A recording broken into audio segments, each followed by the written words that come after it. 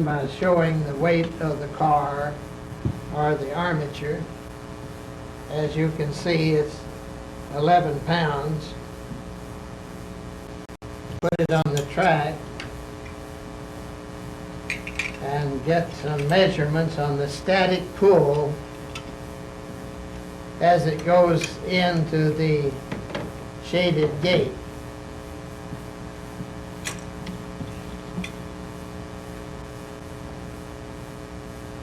You can see it climbs up here at a maximum to about 14 pounds. And you can see 12 on it easily.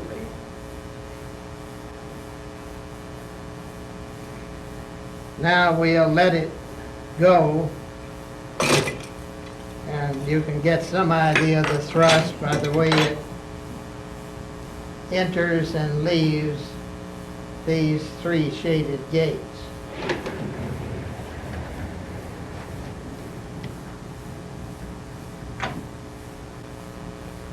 Might be interesting for you to note as we do it a second time, the front of these magnets are coated in green. That means north. And the front of the gate is a north side. So what we have here is north attracting north.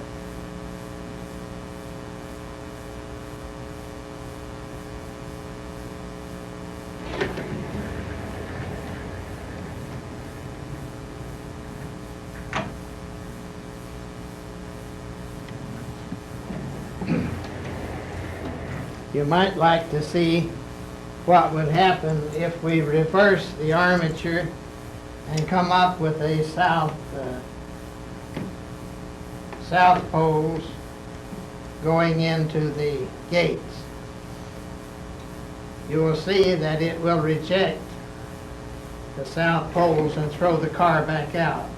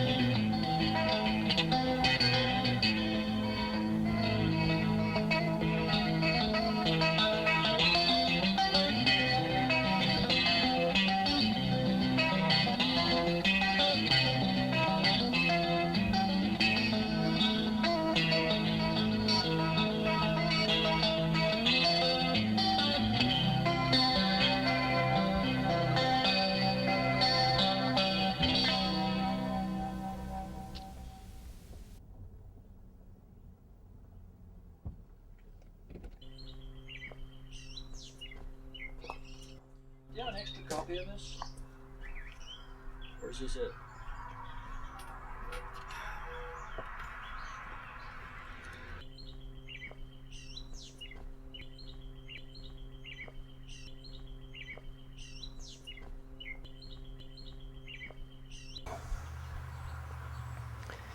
I was doing some graduate work at Vanderbilt University.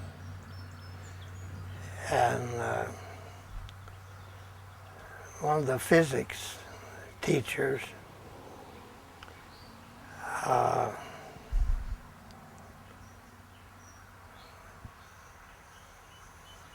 made a comment that enabled me to understand that magnetism was caused by the movement of an electron, right? Yeah. And I said, well, if that's true, there's some important things we should be able to do with it. And I began to investigate it right then. I've been pretty fortunate in that some of the things I've found out have stood up theoretically. To come back to when I followed through on it,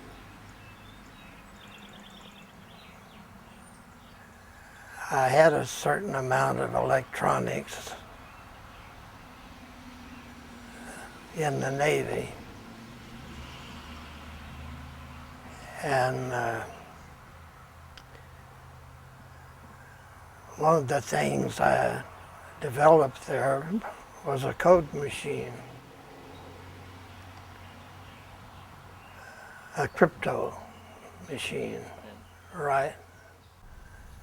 I began to find that I could do some things that not everybody did. In fact, when I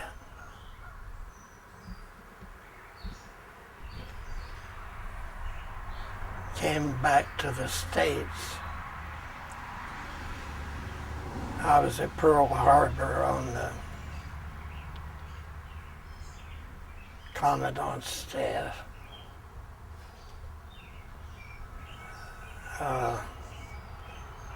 They quick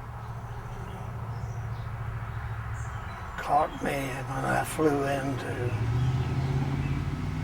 Miami. And wanted me to head up the crypto research center in D.C. But the war was over and my patriotism waned considerably.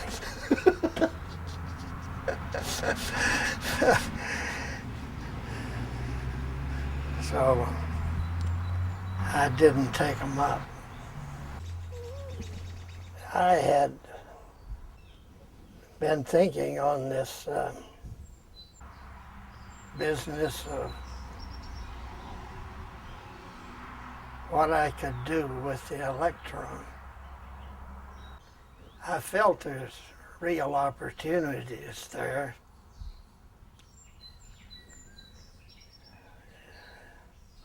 Even though I hadn't run into anybody that was working exactly as I worked. The best work that I found was by a Nobel Prize winner. Was that Richard Feynman? Yeah,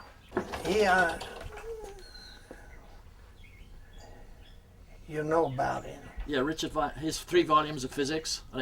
Yeah. Yeah. And he talks about exchange forces. Yes. Yeah.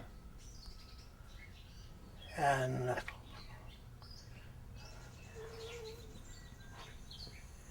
he agreed with what I thought.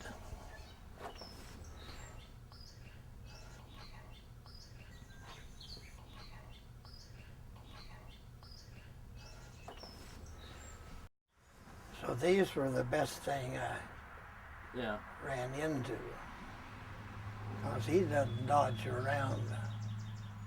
He's trying to make things clear, and he'd go up and teach it every year, you know. Right. So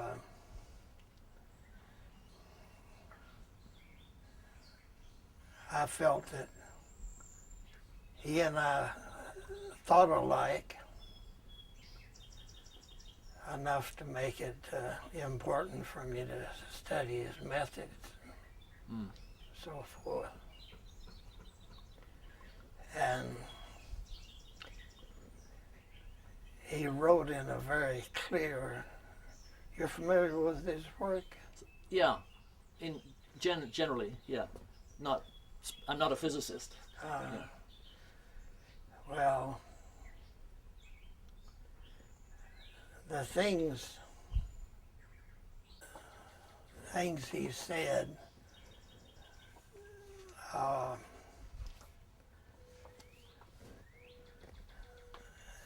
enable me to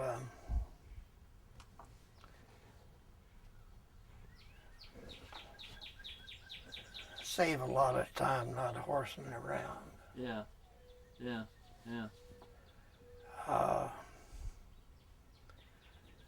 I had a fellow that worked with me here for a while that was a graduate student over here, and he could do almost anything electronically. He took some parts from a radar system on a destroyer that had been sold for junk. And he took that and made a recorder that we could use to photograph magnetic fields. We soon began to try to use it in various ways. Here's the kind of pictures we could make of magnetic fields. Now, to get this picture, we used the mapping unit that he built from the destroyer parts, and we would have our sensing unit going back and forth on the mapping units that he made. And this is a picture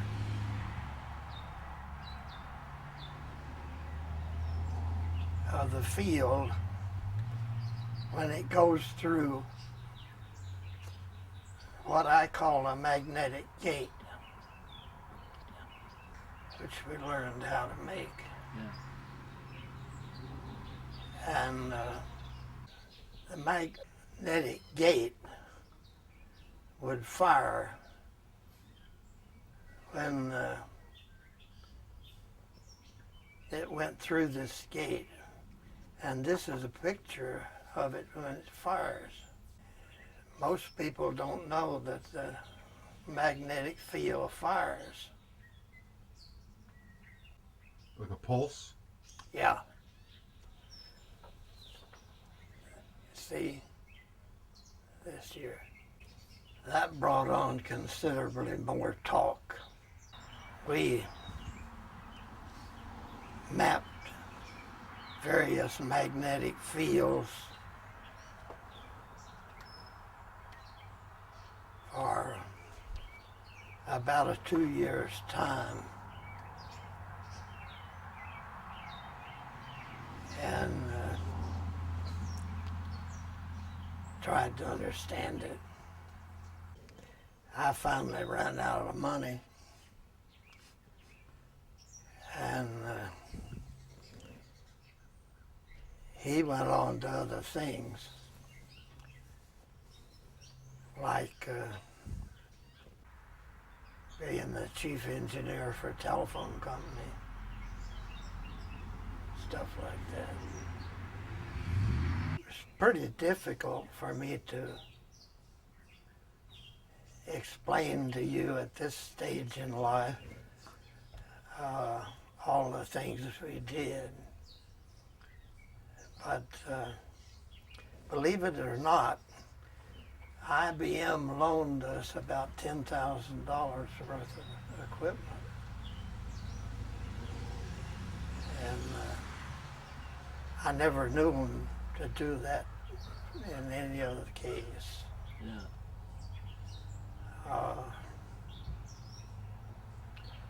The professor that was working with me was a very famous man.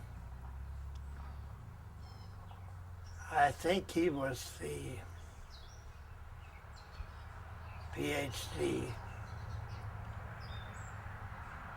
that was in the airplanes that carried the atomic bombs. He'd go down and activate the system when the drop occurred. Is a very good friend. I worked with him, or he worked with me, believe it or not, for about 12 years. Yeah. And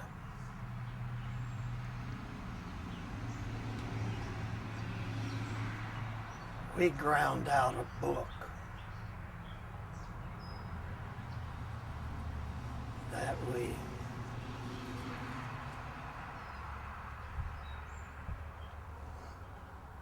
had published. I'll get a copy of it, let you see it here. Okay. It's recorded in the Library of Congress and copyrighted.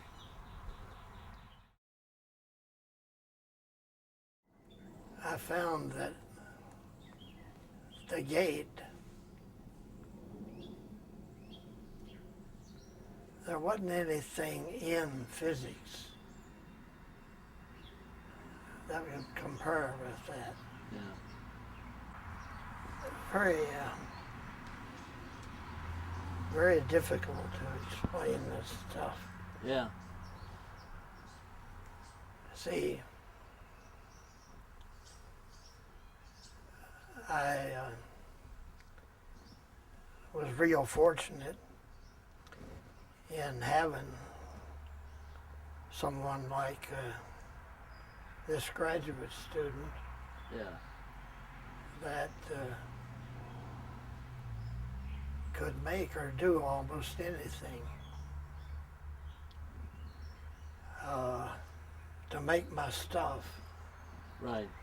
After I saw it fixed, he didn't know he was going to get this, you see. Yeah. Yeah. He didn't know what to do with it when he got it. I kept insisting that we do such and such, and they went along with me. Yeah. The more we did, the deeper we got in the hole. Yeah. You see, to begin with, at the university here, they didn't know that you could make a gate. They didn't know that this thing took place in the gate.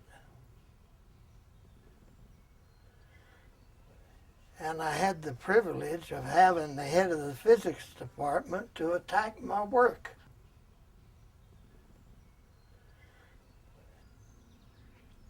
Real helpful, you know.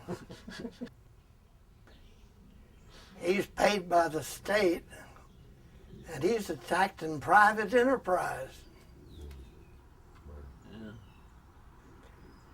But as head of the physics department, he's God, Yeah. see?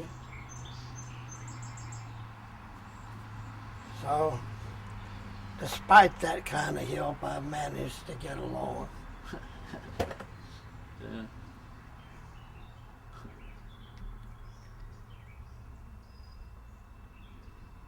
You see, he doesn't know that the magnet will fire. Yeah.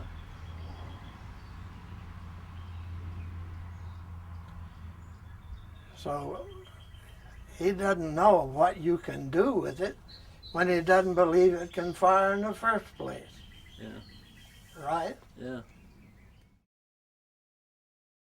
Did Tom show you that book by chance? I haven't seen the book. No. I've seen a lot of the. In Tom's book, he describes what you do, energy from the vacuum. I've read that, and I read some of your papers, some of your older papers, and I've seen one of your videos where you had the little cars running down the track. Yeah. You know. Yeah. And Tom did say that what you're involved in now is more known in mainstream science, and I believe it's called spintronics, isn't it, or something? Yeah. I had stuff built on that, but before the physicists stole it, and Yeah. great amazement, you know, Yeah. that they had spintronics. Yeah. Well, I don't know whether I'm giving you a coherent picture of things or not. It's not easy. The magnetic gate, is there a way to trigger it? Or does it occur naturally? It occurs naturally, and you can photograph what happens. Well, I had a dean here at the university that he used to have me to talk to the graduating students.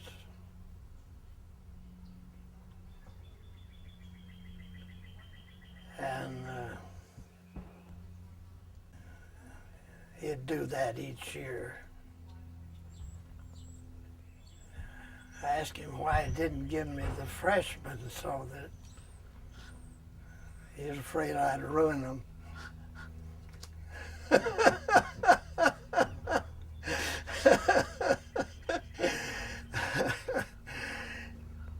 But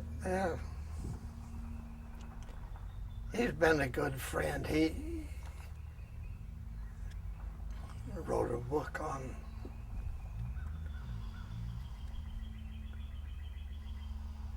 this kind of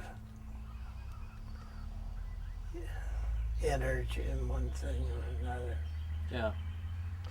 Was used as a text all over the country. Yeah. Yeah, I can definitely demonstrate to you how to use this energy. One thing that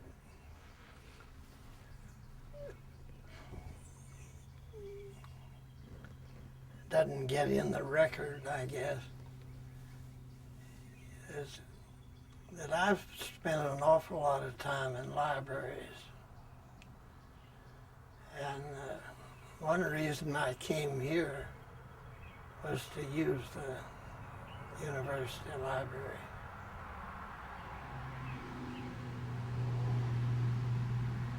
I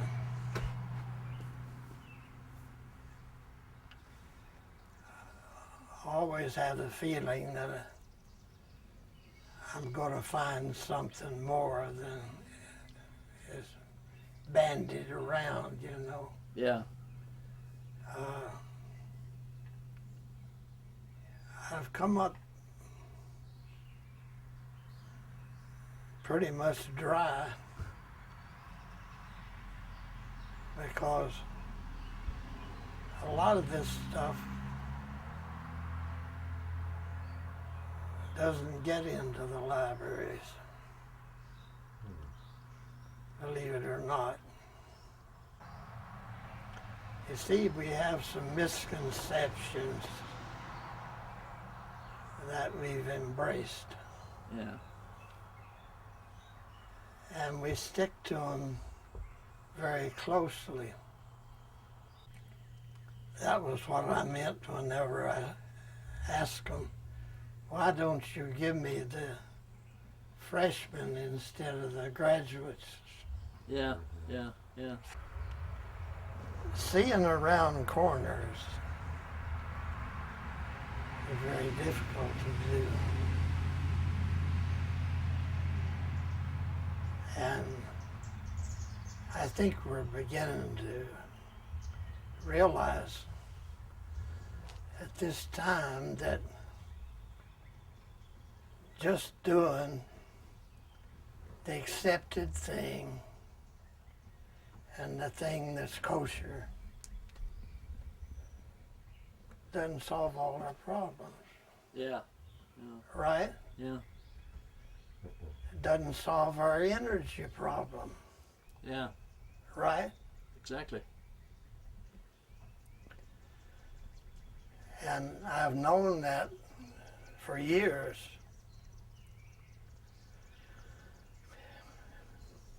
I figured that whenever there wasn't any use of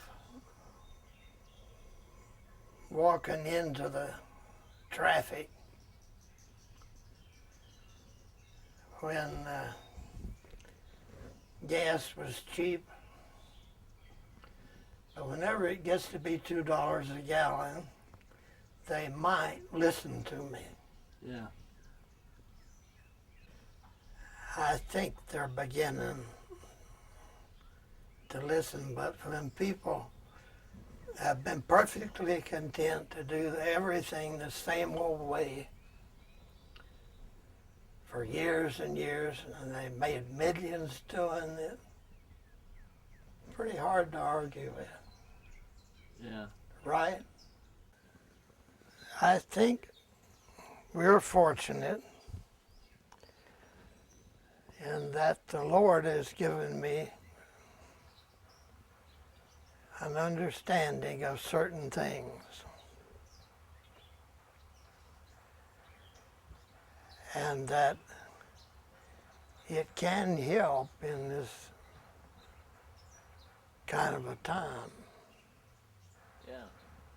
And that's probably the only reason he gave it to me. Yeah.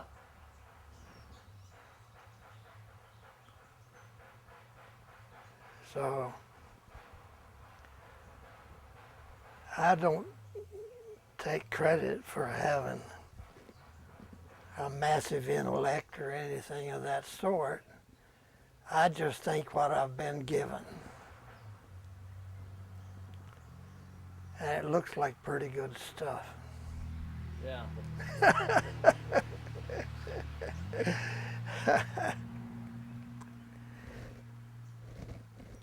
You know, Tom has been one of the fellows that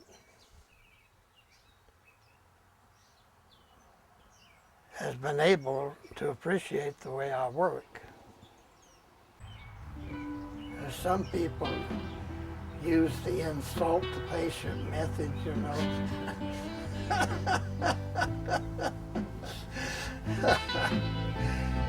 You see, that won't work with me.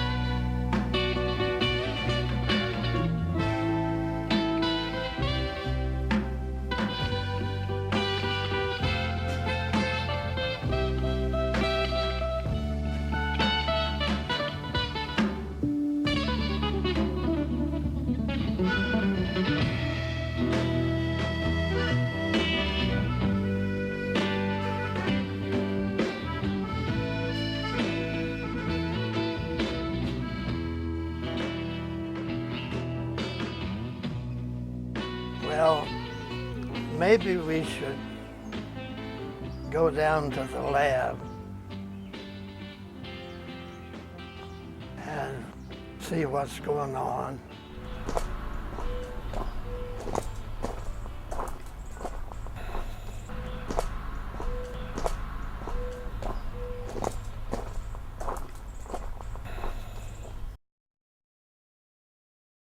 Why are we here? I have a movie somewhere of this, where it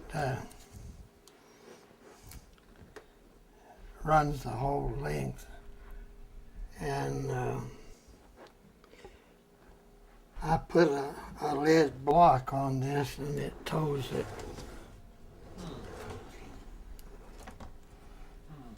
Wow. Wow, look at this.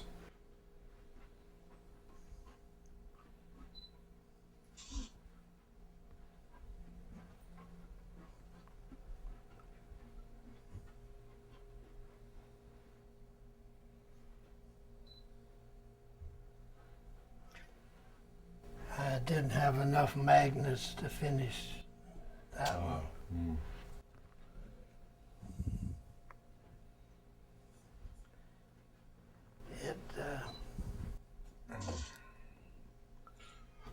That's big.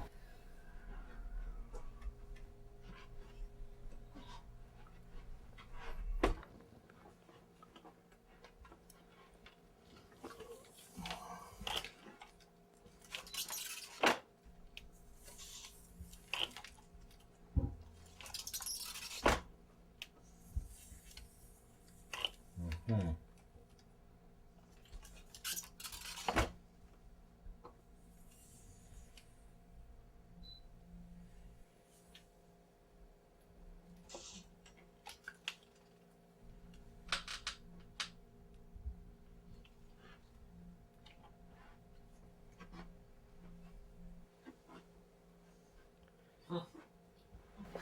get enough magnets to finish that one. Yeah. I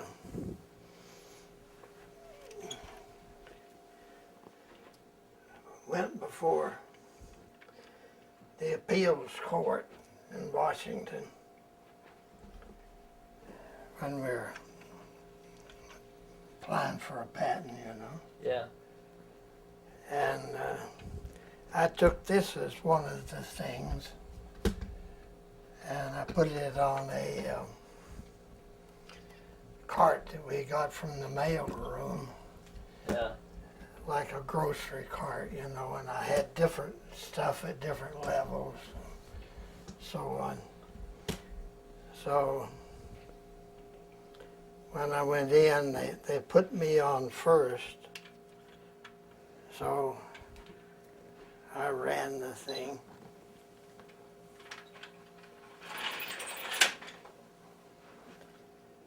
Huh. And Slide it? yeah, You ready?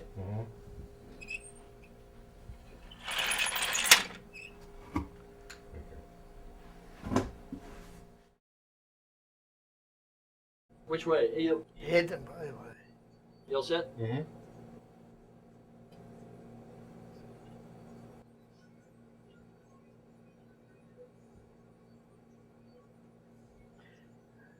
I'm not through putting magnets to that one. See, it has a second line of magnets here. Oh yeah. Those are cut magnets. I have a diamond saw that will cut them.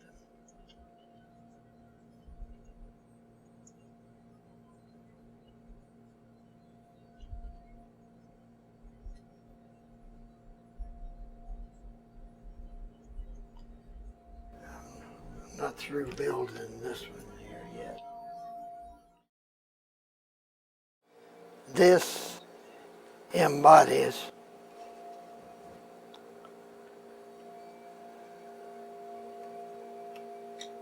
the principle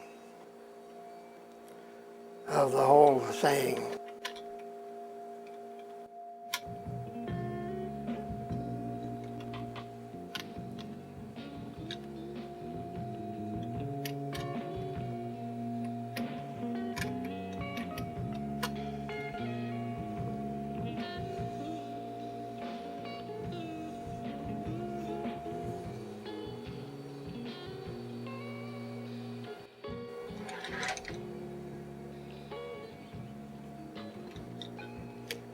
See, it'll run either way.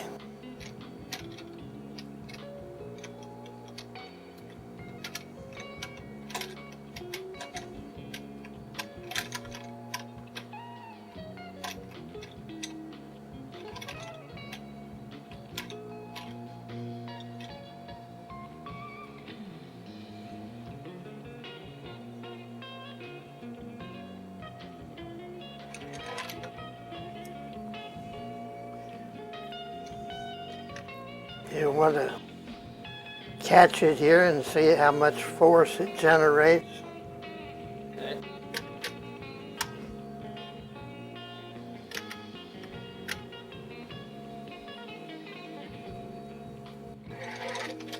Significant. It's a lot. See? Yeah. And this has been made for quite a few years.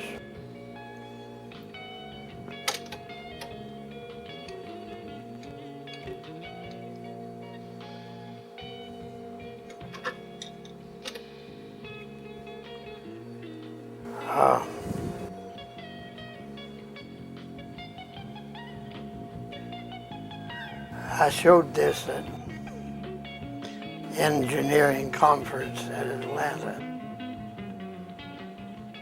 And I had PhDs that stood at my booth and watched that thing 3 solid days. Yeah. Can you talk a little bit about how it works?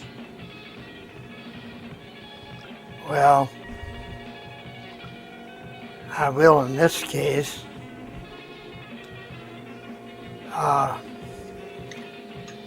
See,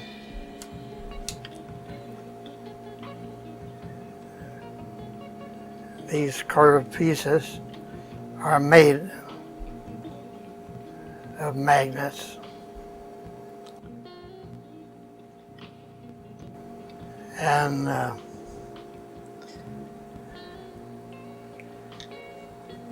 here we have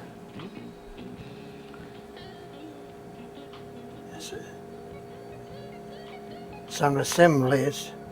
You see, this one here starts with one color and this another color. Okay.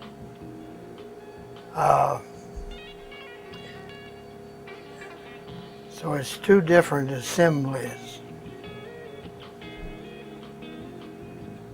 And then there's magnets here underneath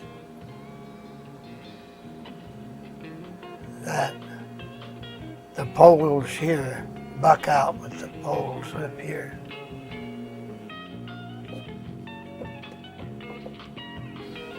It's a fairly intricate thing. Yeah, I can see that. How long has this been? How long have you had this one built? About 20 years. Okay.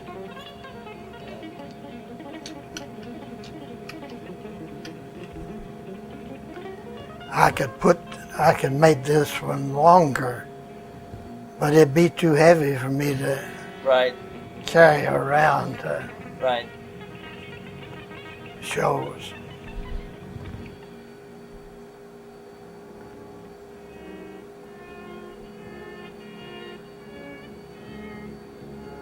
And you do the machining of the magnets yourself here, do you? Or have somebody else do them? No, I have a diamond wheel Yeah. that I can use to cut magnets. I see. How many patents do you have, Howard? I don't know. You know, when I was with the atomic energy,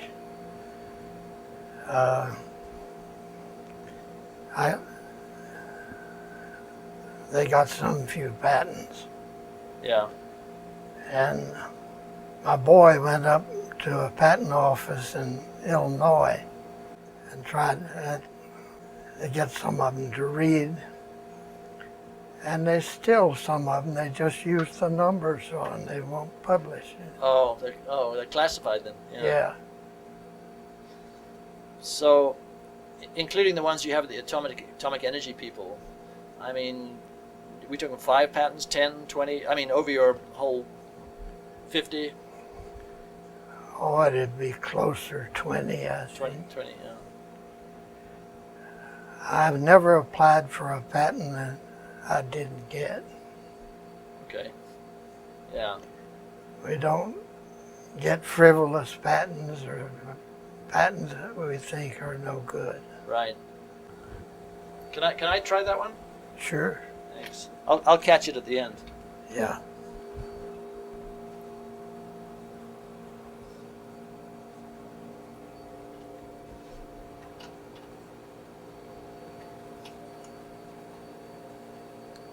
Hey, which way have you got it turned? I got it the wrong way. Okay. Whoa. Strong, huh? Strong, yeah. Which way should I have it turned? Well, I see which way it likes. Okay. See which one it likes. It's pulling it down here. Doesn't like that. So that would be.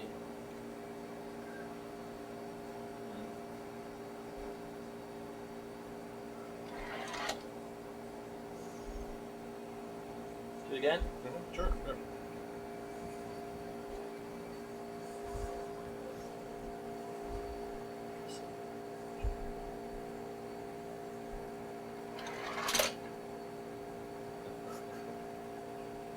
go the other way?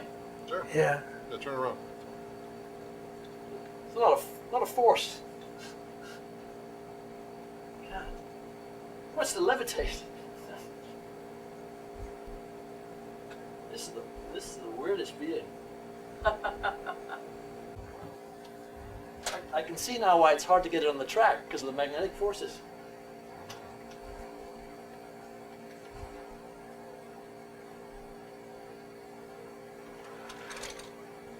Very good. Very good. Okay. Wow. It's a strong force. Yeah. Yeah. And that, you see, has been made with magnets that are quite old. Yeah. I have shown it at engineering shows. Right. We paid $7,000 for each person that we had at the show. Wow. And one of the PhDs, I had my boy, and we got a physicist from Russia to watch over the exhibit. I didn't show up because I don't want something to be used against me in a patent, Yeah. right? Yeah. Explanation. One of the guys that my son came to me and he said, I think you ought to talk to this one. He was a physicist with, it's a big airplane company that other than GE, I have his card, I think, Yeah. around Do you have any here. rotating machines that are working? Well, this one here, I guess, is the closest one I have. I didn't have enough magnets, Right. and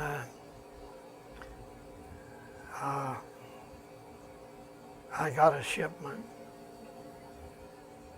and it's warm weather, so I can use my cutting blade out. I have it on the back porch. How long does it take you to machine each magnet? Do you have to like machine 2 or 3 and then maybe throw 2 away and only one you can use, or No. do you nail each one? You get each one every time? So far, Yeah. I've been able to cut them right off. It has water going on it, you know, to keep it cool. Right. Right. Does this one go around? Yeah, Does this one spin? This one here, Yeah.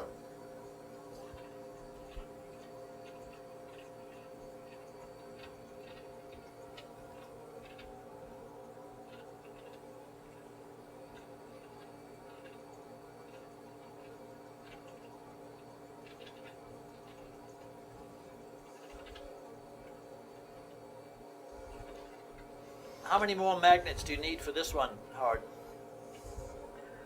well, I Give or take. can show you right here. Yeah. See here? Yeah. That's where that runs out. And I need enough to go all, Go all the way around. yeah.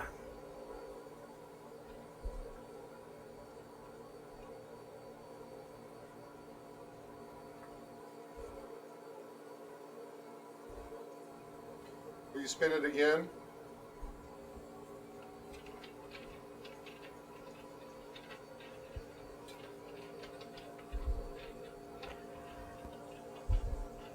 The thing that's important is that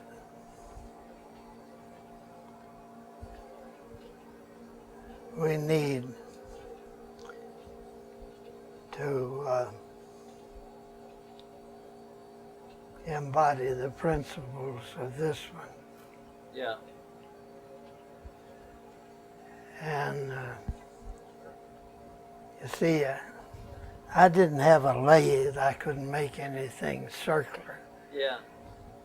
This is sent to me by, I call him the concrete man. He's the man that made the machine that will finish concrete. You ever seen it? Well, he sold that for $18 million. And he sends me some equipment once in a while. He's got his boys up there trying to duplicate me, Yeah. so forth. They haven't been able to. But these magnets are pretty expensive. Yeah. And they're pretty powerful too. Yeah, I can feel that. Yeah. I can show you how powerful they are.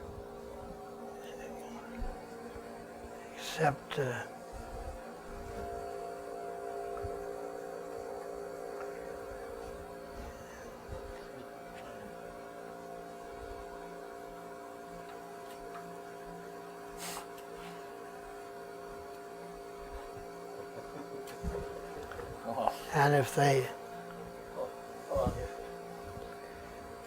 and if they get loose, they'll bite you.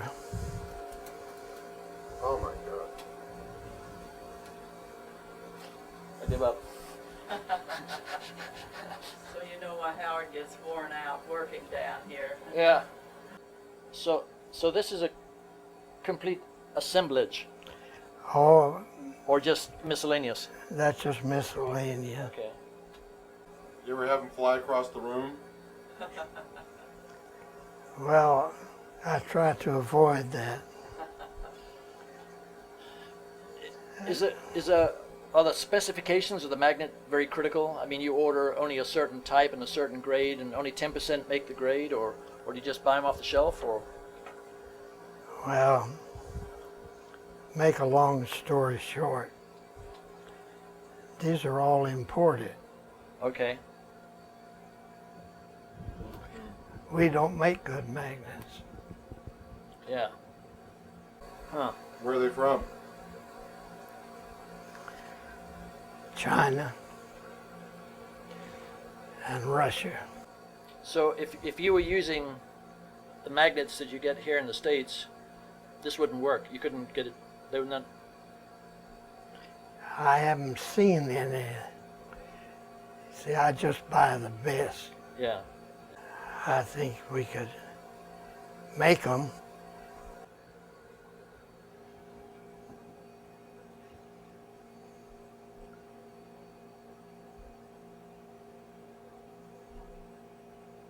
Is that what they give you? When you get a patent, the patent office gives you that plaque?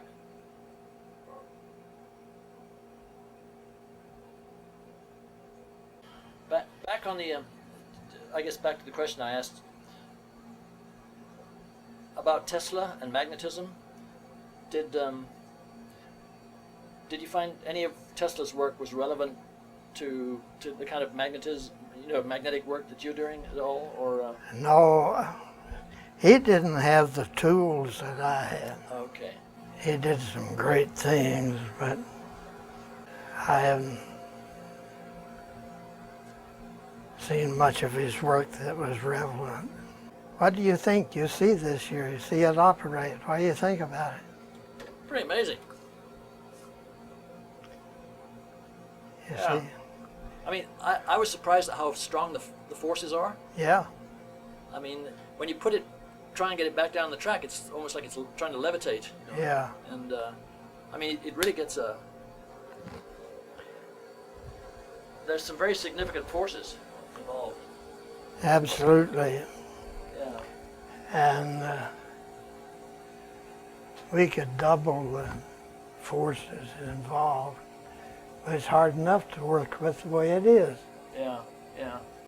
Have you found that this, with magnetic forces, Howard, have you found that there are any healing properties of magnets? You know, a lot of them are sold to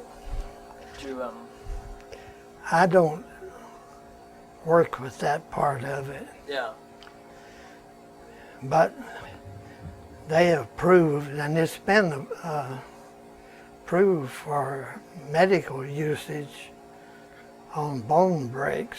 that's right, yeah, right, See, number of years, yeah, yeah, I guess 20 years.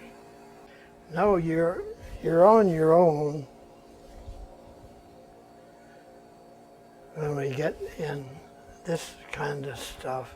yeah, There's nobody that has published anything on the gate. See, the gate's a very simple thing in a way.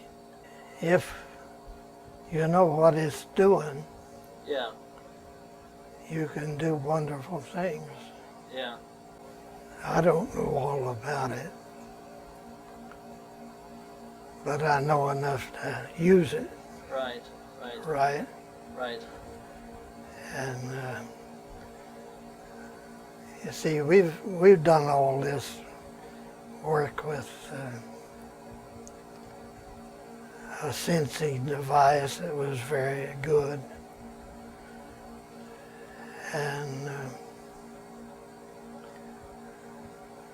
it measured the field, showed us all the different stuff.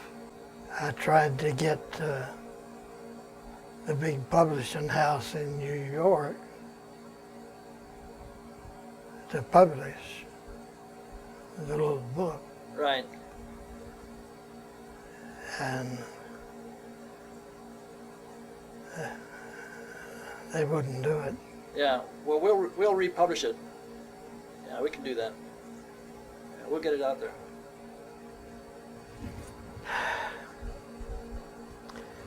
Well, you can see the way I work. Yeah. I don't know how to explain a lot of what I'm doing, but I know how to make it work. Yeah.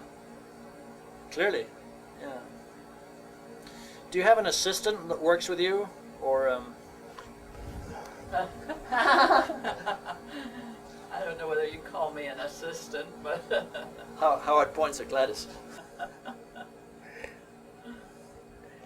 She does real good for a Pennsylvania Dutch girl. Oh, really?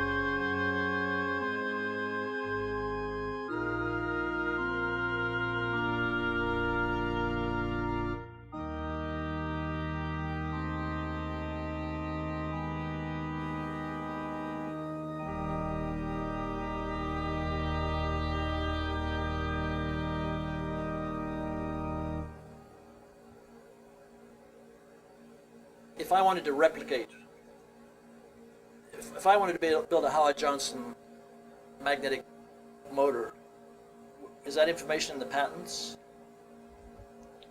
Or I have to come and ask you how to show me how to do it, or?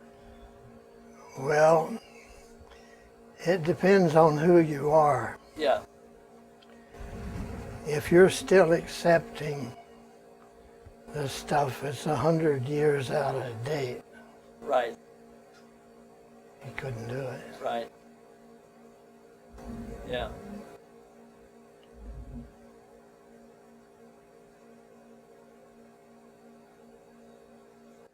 I guess my question in a way is, eventually do you anticipate going into commercial production of units? Well, I think it's bigger than that. Yeah,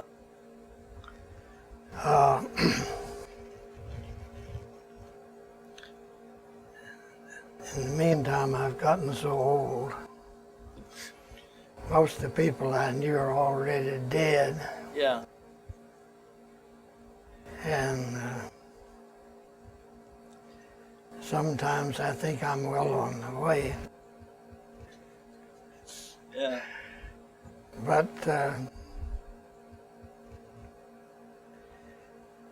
no, my main interest is this. And by the way, I have a Israeli representative that comes here regularly. okay, And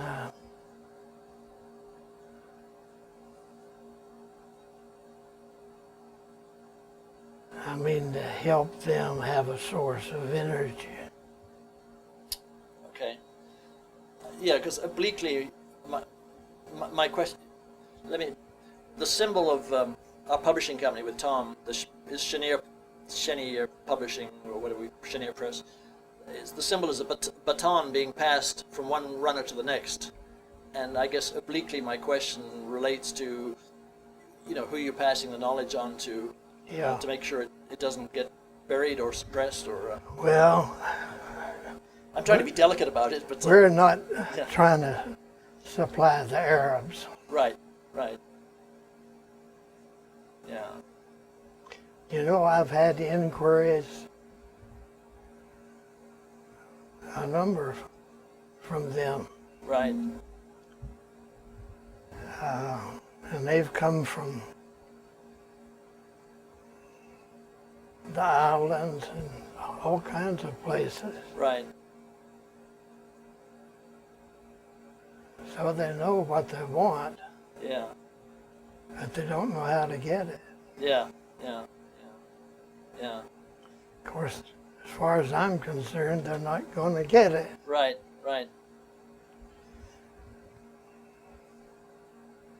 I think, to just give what I think on stuff, I think this is of importance to national security. Yeah, Very important. yeah, clearly. And I don't know. Well, one thing is for sure, we're running out of oil. Yeah, I don't think coal's the answer, and I don't think nuclear's the answer. Yeah, you know, I've worked for the atomic energy. yeah,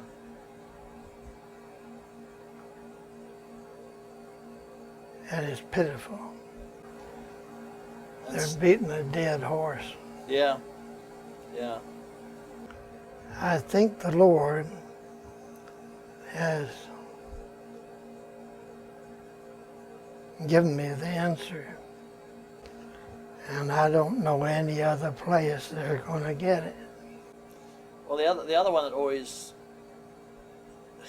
amuses me is when they talk about solar power. When you have a cloudy day, Yeah. Well, it shows what people do when they're pulling a perfect vacuum. Yeah. Yeah. They have to have something, so they'll latch on to that. Yeah. Yeah. See the thing that's right here. The thing that makes that work can be made to work a lot better. Howard, did you want them to see this little thing over here on the floor?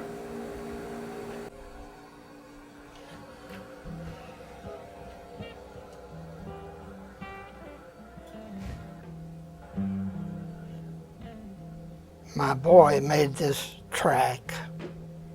Sit down, make a little power go. I'll do that. You want to push it? Some magic to it. Let's go. And it built up more It than down. doesn't have much of a run.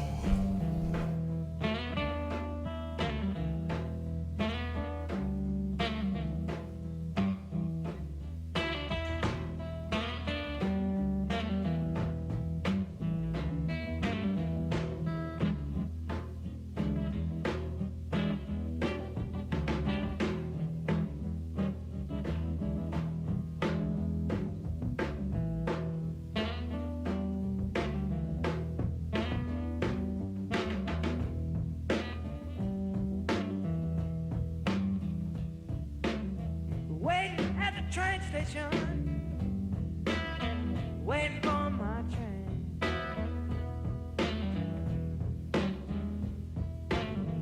Gonna take me away, take me away, take me away, take me away.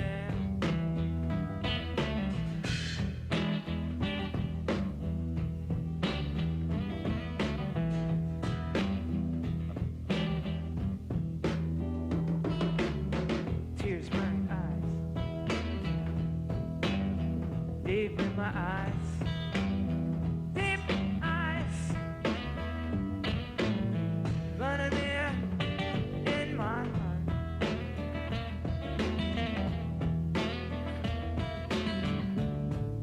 Too bad, baby, gotta go. We gotta part.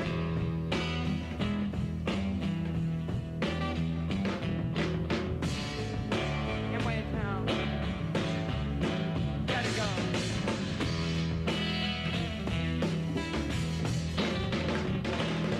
Hear my train coming.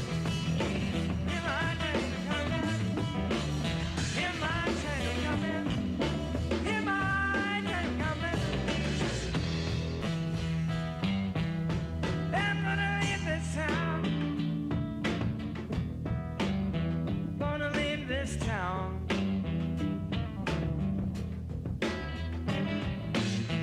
Gonna live in my shoe. Be nice, I give some to you. Oh, this time. Gotta go. Gotta go. Gotta go. Gotta go. Gotta go. Gotta go. Gotta go. Gotta go. Hear my train coming. Hear my train coming. That's the hope of the country as far as I'm concerned. Right. You see, if that's really known and understood, Yeah.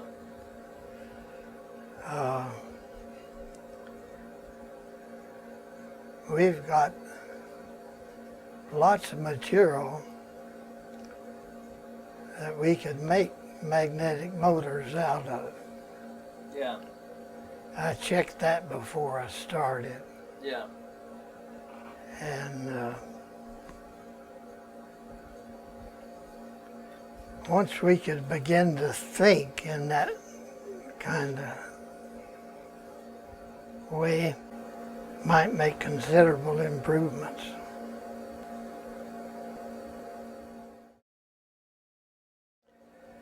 Now here, we need to do enough work on that. Instead of one man and his wife being stuck with it, Yeah. right? Yeah. No outside financial sources to get materials. See, this was made for something else, and I just got it and tried to make it work with my stuff. But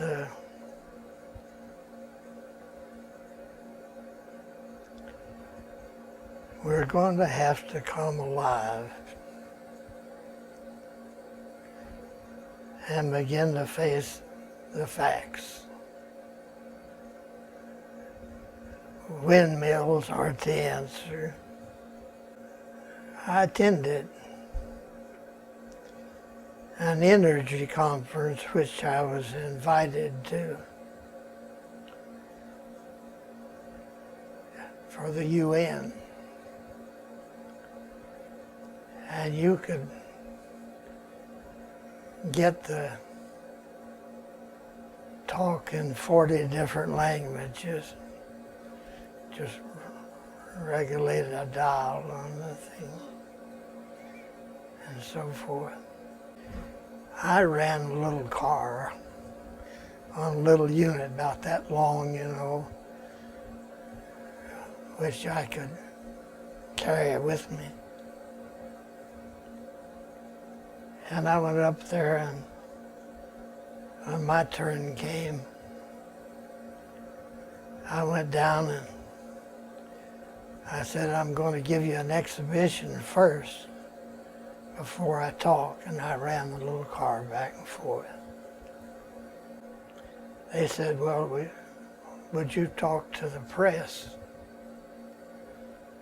And I decided I would. And when I went out there, there was a dozen or two television cameras all focused on me. I felt a little sympathetic for Ted Kennedy for the first time in my life.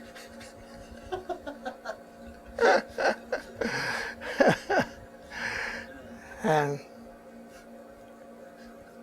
so I ran the little car for him. And there was a PhD from some university they're supposed to talk to too. And they wouldn't give him the time of day.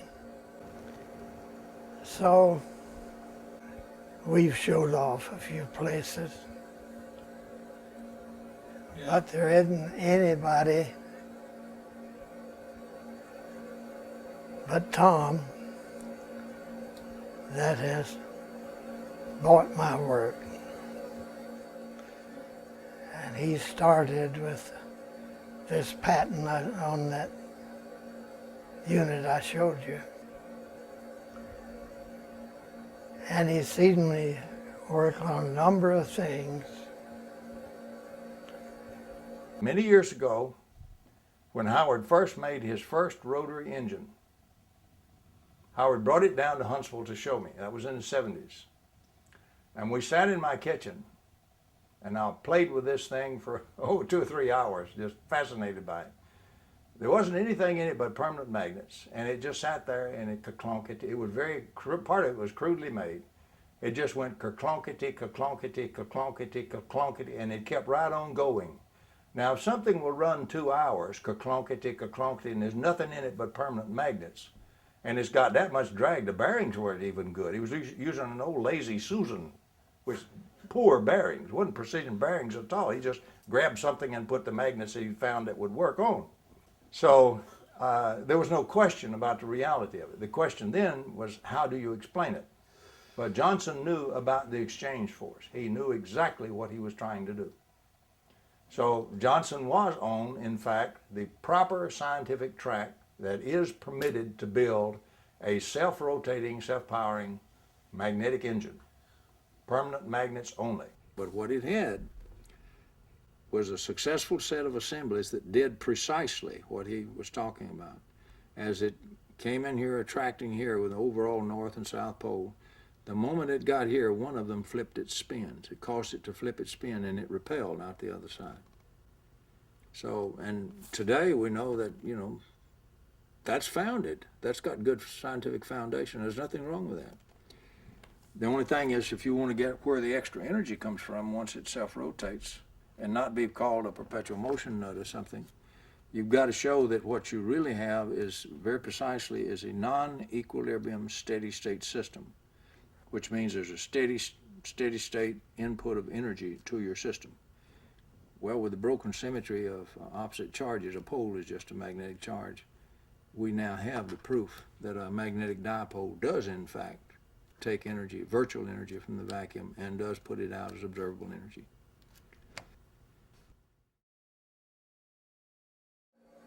You know, there's a fellow at the patent office, he was quoting the old stuff, you know. And he used every opportunity to stall my work and everything else. And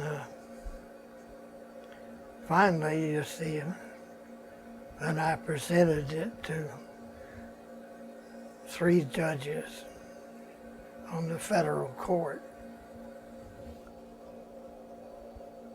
why, they gave him a remand on it, that if I'd have been him, I'd have quit. Because they told him he had to demonstrate what he was saying, and I was wrong. Well, he couldn't do it, you know. So they put him out of business. But I've had to go to extreme efforts to get those things. I even had the president to write a letter for me. President? I wrote and asked him if this is the way the patent office is supposed to be run, and gave him the facts. And he wrote a letter wanting to know when the patent would be out and so on. And he got them so scared up that they appended the last page of somebody else's patent ahead of mine to mine, and admitted it. Which president was this? That fellow from Georgia. Or Carter? Huh. I didn't even vote for him, and I didn't tell him that. See?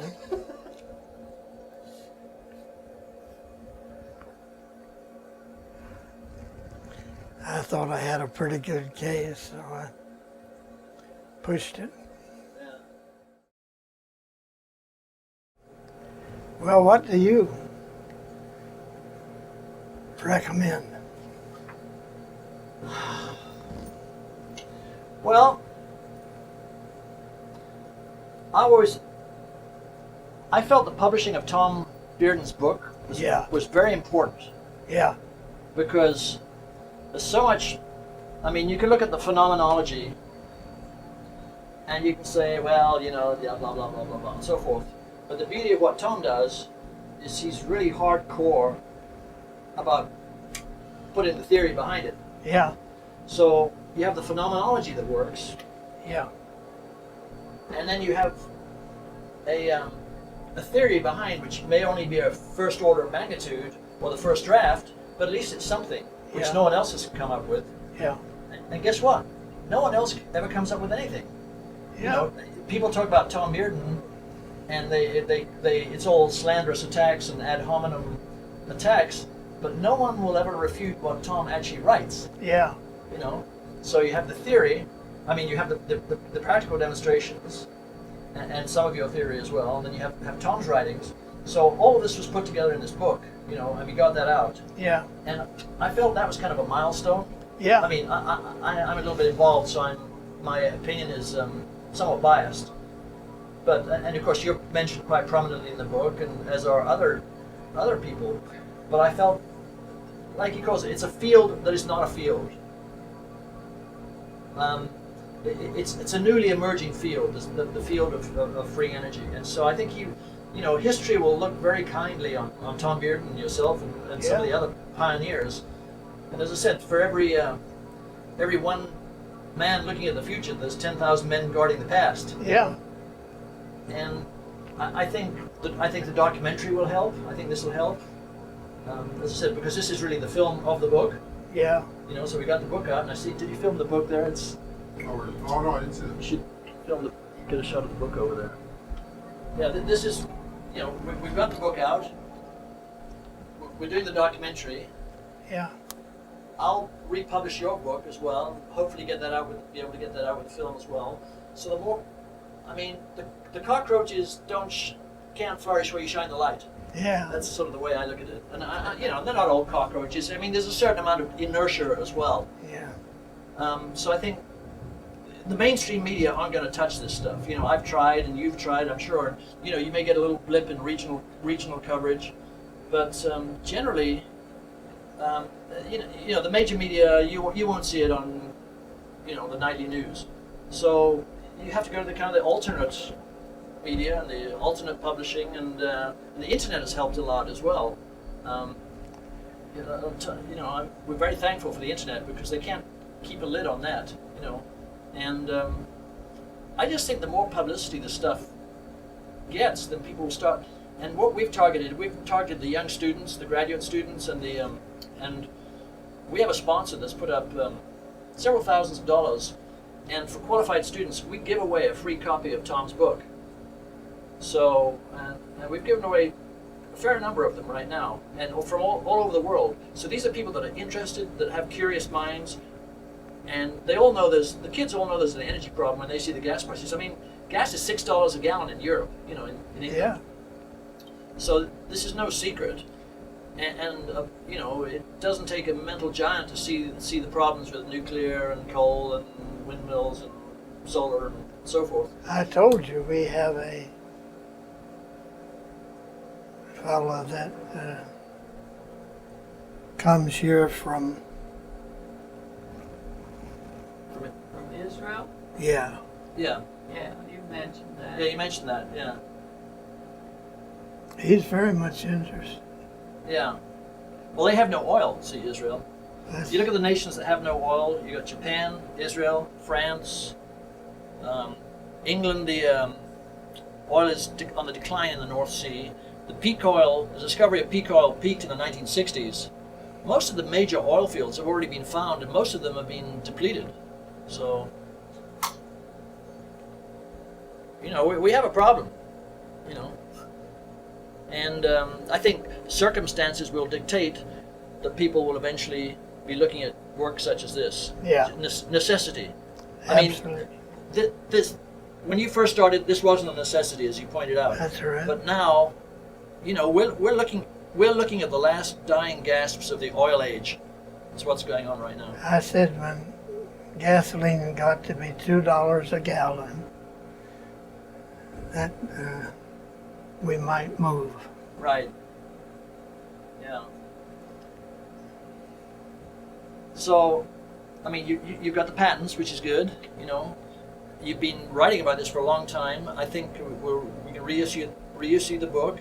Tom's book is out there. We've got the documentary coming, and Tom's website. You know, there's a section about you on Tom's website. Yeah. We get 40,000 hits a day. I mean, that's not necessarily people. It's an electronic hit. Yeah. But we get maybe up to 1,000 visitors a day just looking at the website. Well, this is stimulating interest all over the world. I mean, it's showing people that there is an alternative, and they're going to take a look at it and study it. They're going to want to know more about it, which is why your book is good, because it will tell people more about the fundamentals, you know, from which you developed your methodology. And I mean, the pulse that you're talking about going through the magnetic gate. I mean, that's pretty interesting. I never knew that. You know, I can't. Well, it's like this Dean, J.B. Jones. yeah, He wrote the book on energy. yeah, That was the text in all the universities almost. right, And he's watch mine. He didn't have the guts to come out with it, saying he favored it because it would ruin his book. yeah, yeah, Yeah, yeah. but he'd have me to speak each year and so forth to the students. I think it was Sophocles, the Greek philosopher Sophocles, that said it's a wise man who knows what he doesn't know. Yeah, And unfortunately, I had not realized in academia, because I don't have a very strong academic background, but I had not realized just how rigid some of the academic thinking is. yeah, And the more qualified the person, the more rigid the thinking. yeah, That's that's why you were so right that you wanted to talk to the freshmen, you know, not the guys going out the back end, that's right. because they'd already been indoctrinated. But get the guys with the young, malleable minds. But the problem is, for them to earn a living anywhere, they're going to have to learn all this other stuff just to make a living. Yeah. So the thing is to at least be able to stimulate them thinking on a parallel track. I've had some of those students to write me after they got out in industry. Yeah.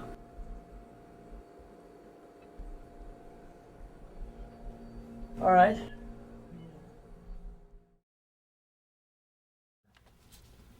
He built the most, over the years and years and years, he built the most astounding sets of complicated nonlinear magnetic assembly build-ups you ever heard of. These are definitely not standard type magnetic motor stuff. And he's after the exchange force. Johnson is specifically after that exchange force. He wants to get a pulse of energy that momentarily is about 400 to 500 times as strong as that magnetic field from that magnet, just for a little quick pulse. And he did do it a couple of times. By the way, after that one that he brought down here to Huntsville when I lived near the house and I played with in my kitchen, on my kitchen table so long,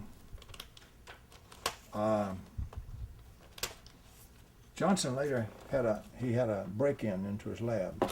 And with all these magnetic assemblies, like these big things you see, and probably $150,000 to $200,000 worth of magnets and magnet assemblies, only one thing they took that little turntable. So they knew exactly what they were after when they went in there.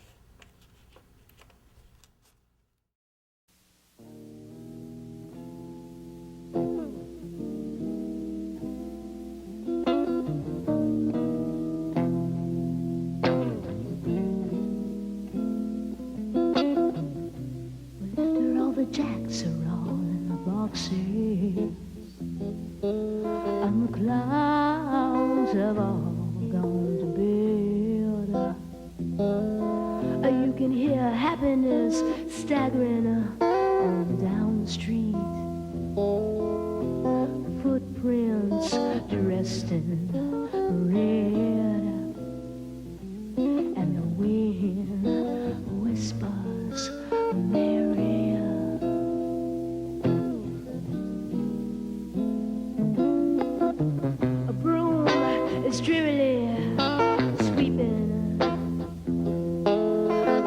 broken pieces of yesterday's life.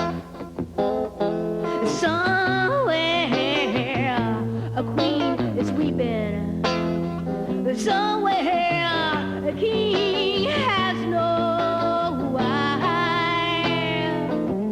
and the wind cries merry.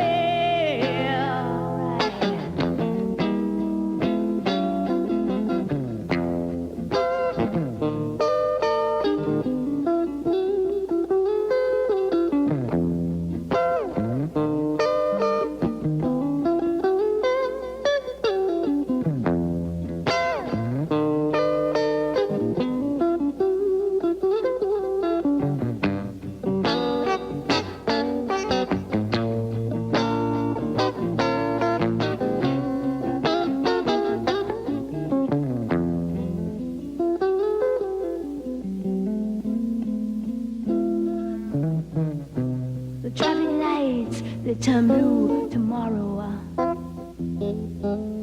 and shine the emptiness down my beard.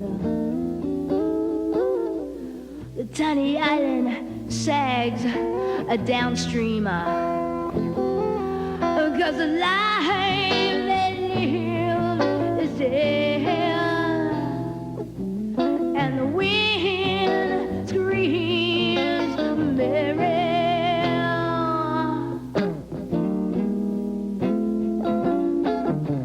Will the wind ever remember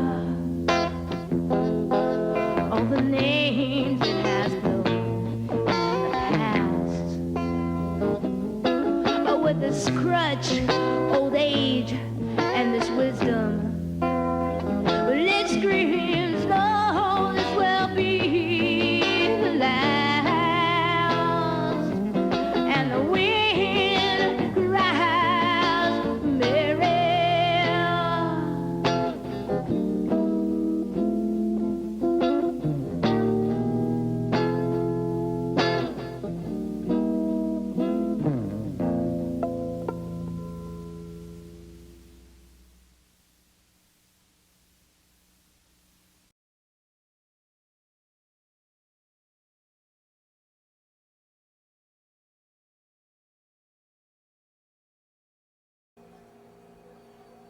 Tom Bearden said you once silenced a chainsaw.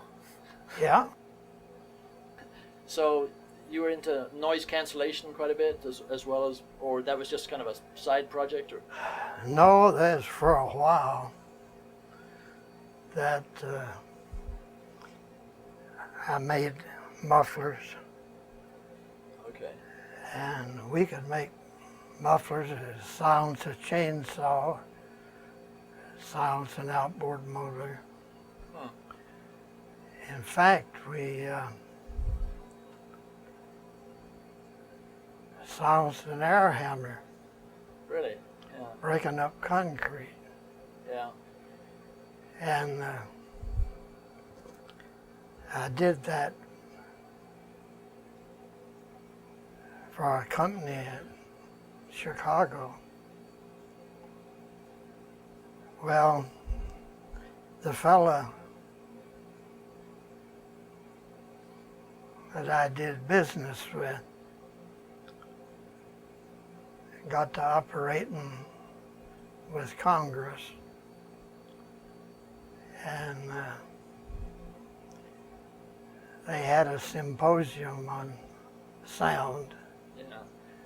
and he invited me up there. Yeah. So I went up, and he told him about that, and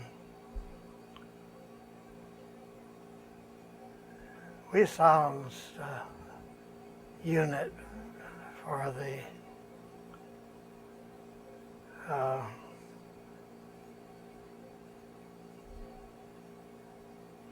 what's the intelligence? CIA, DIA, NSA, National Reconnaissance Office. As the CIA, Okay. and they had a little motor that they'd tried to get silence, taking it to MIT. That's where everybody goes, you know. Yeah. To the West Coast, somebody out there. And finally they showed it to a dean at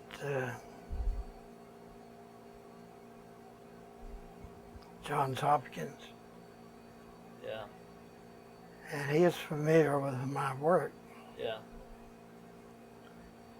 He had said it wouldn't work, you know. Yeah. And it not only worked, but he kept it a while and tested it. He said, there's just one difference in my mufflers and yours. I said, what's that? He says, yours work and mine doesn't. Yeah. So they got around to him with this unit that had to be quiet, undetectable, in an office. And he said there's only one person that I know that can silence that, and I don't know where he is. Yeah. Then a fellow visited some work I was doing for atomic energy. He went up there and told him that he had seen me and that I was at Oak Ridge. Yeah. So he called me and told me he had this thing. And I got it and ran some figures. I got good engineering numbers from the men that had been trying to get it silenced. Yeah. Been going from one company to another. Yeah. So on. And I went up to the factory and based on, he got me good numbers. Based on that, why, they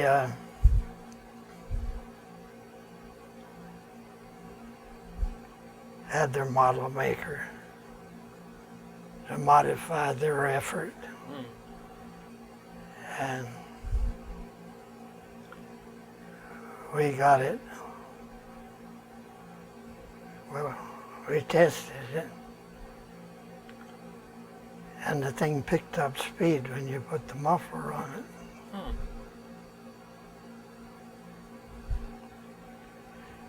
If you use the proper method of gating the shock waves and so forth, you can do that. Huh. It's interesting. They went kind of wild. Yeah. So you were doing the silencing with a magnetic gate? Pardon? When you what methodology were you using to do the silencing? Was it magnetic? No. Oh, okay. I use microwave technology. Okay. Howard, have you read any of the works of Tesla? Was any of Tesla's work of any interest to you or relevant to what you do? Well, I've been quite interested in it. I've gotten all of it that I could get. Yeah. And so on. Yeah, he could do it. The company that I silenced, this little unit for the intelligence, you know. Right. Oh, they were super secret. They couldn't tell me who it was for and all this, that, and the other. Yeah. I silenced it and they started using it. And they had a letter contract with me that they had to pay so much. They violated that. Huh. And so I knew where it was being tested. I went to the Army fort in New Jersey, and it was for a little motor, just small outfit. Yeah. And I went up there and asked the fellows if they were building any of those small motors. He said, "Hey, Jack, we're making any of that CIA stuff?" I found out who it was for, see. Yeah, He yeah. never had told me. Yeah. Yeah. I get this telephone call from the fellow said he represented the CIA. Asked him where he was. He said he was at such and such a hotel. Well, I was living in New Jersey at the time. I said, well, I'll just hop on a bus and come over. And I went over there and he put a radio against the door and fiddled with the telephone and I don't know, that and the other. And then he asked me, how did I know that it was for the CIA? I wouldn't tell him. He said, why don't you work for us? I said, well, so far it's not been very profitable. Yeah. You've been violating the letter contract and all that. And so I wouldn't tell him. He said, why don't you work for us? And I said, so far it's not been very profitable. Yeah. So I went on my way and he laid down a curse on me. He said, if you say anything about this, I'll see you never get a government contract and blah, blah, blah. And I just ignored him. Yeah.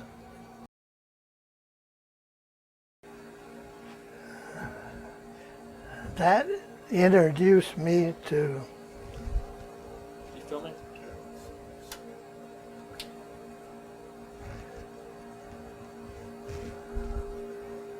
our mutual friend. Right. You know the story on that? I may have, but I've forgotten it.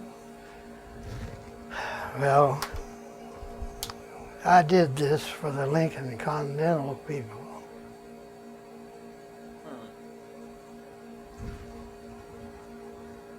And when Tom saw the patent, he realized that this wasn't business as usual. Yeah. So he called me. And he said, congratulated me on the patent. It had been well drawn. And I had to go to special patent lawyers in Detroit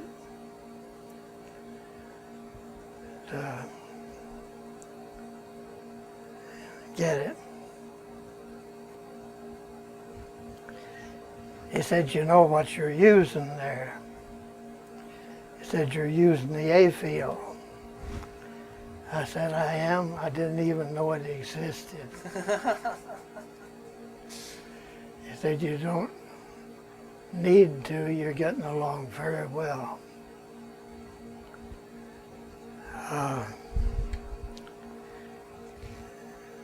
They had to have something that would activate the brakes on the Lincoln Continental and would do it at 2 miles an hour. Well, that doesn't give you very much latitude. Right. So it was wound up with me making a 92-pole generator that would go on the axle of the car, and whenever it got down to 2 or 3 miles an hour, it'd activate the brakes. You can feel it pull in there. Well,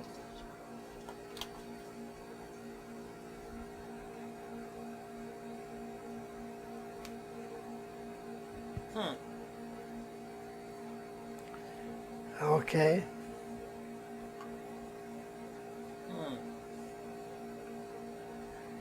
yeah, it's interesting. They wanted to pass the test, and the junk they were using wouldn't work at low voltage, low speed. Right, right.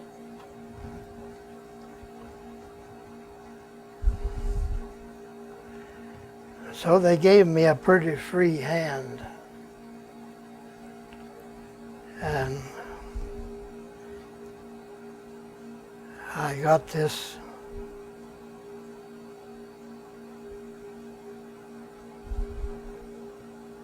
unit made that had 92 poles in it, and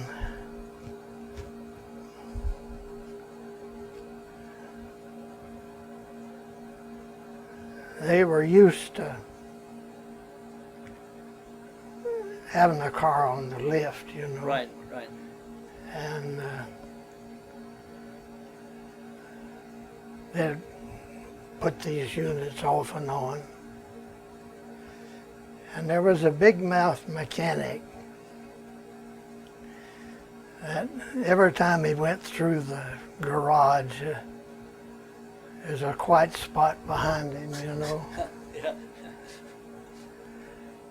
And so they had the car on the lift, and he ran up and disconnected the unit Right. that was working there. And it suddenly cut the noise off, and he hit the concrete. It was going fast enough. It was on the drive line. Yeah. Goes faster than the other. And from then on, this was known as the mighty transducer, because it's knocked him on the concrete.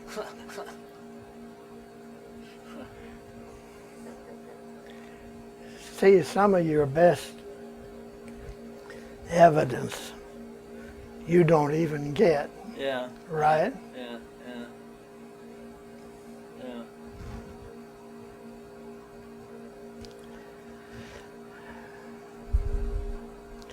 Well, this is the generator, and this attracted Tom's attention. Right. We've been friends ever since. Yeah. What year Lincoln is that on? Oh, good night. In the 60s, wouldn't it? Probably. Like something like 68 or something like that. Yeah. And because the car people couldn't understand it, they wanted to make everything mechanical. Yeah. Yeah. They used this to pass their test when Ford had told them not to come back anymore Yeah. with their unit, because it wouldn't work at that low voltage, Yeah. and it would misfire if they went across a railroad track. Yeah. And one of the vice presidents of sales is the mighty force in the car business, you know. Yeah. He came down to try the car out.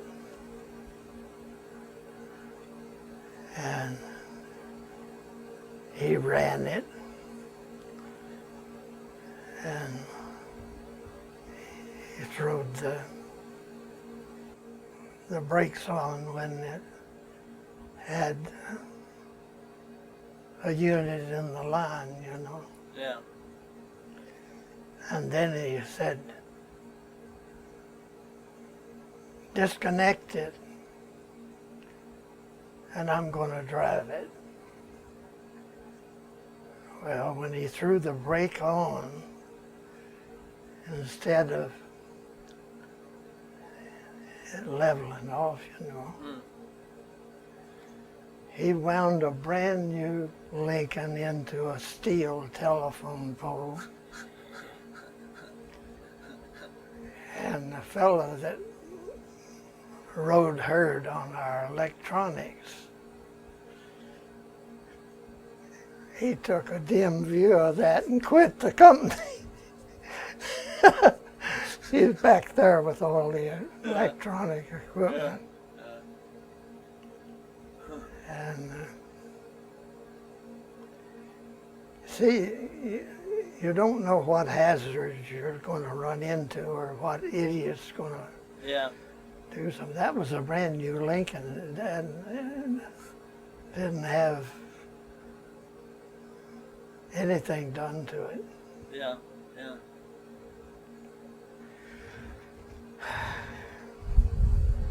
Well, you can see the way this works. Yeah. And then finally, I decided that they weren't going to make it work. They were just draining the government for millions of dollars. The Atomic Energy Commission were. Yeah. Yeah, Yeah. and they're making all this silly stuff. So I finally sat down and just wrote a letter to the General Motors man that was head of the Defense Department. McNamara? Robert McNamara? No, Somebody else? he was the General Motors man that was Oh. over him. And I told him that they're just spending money and figuring out ways to spend some more, and that it didn't have any hope of a final achievement. And you know what? I just wrote that little letter and sent it in the general mail. And very shortly, about 40 accountants came in from Washington and began to look at every different part of that program. And they abandoned some of their papers that were written by MIT guys, and they were published secret, you know, everything's secret, secret, secret. I finally told the girl not to put anything that had secret on it on my disc. If it hadn't had the fresh winds of competition to blow on it, I didn't need it. He abandoned the project. It never did go anywhere. Yeah. They had secret papers based on the airplane going at Mach 1 speeds and going to Mach 2 tied to a rope. Yeah, because they couldn't make it safe for people to ride with it, you know. Right. It's unbelievable how this kind of stuff hangs on. It has a life all its own, Yeah. right? Right.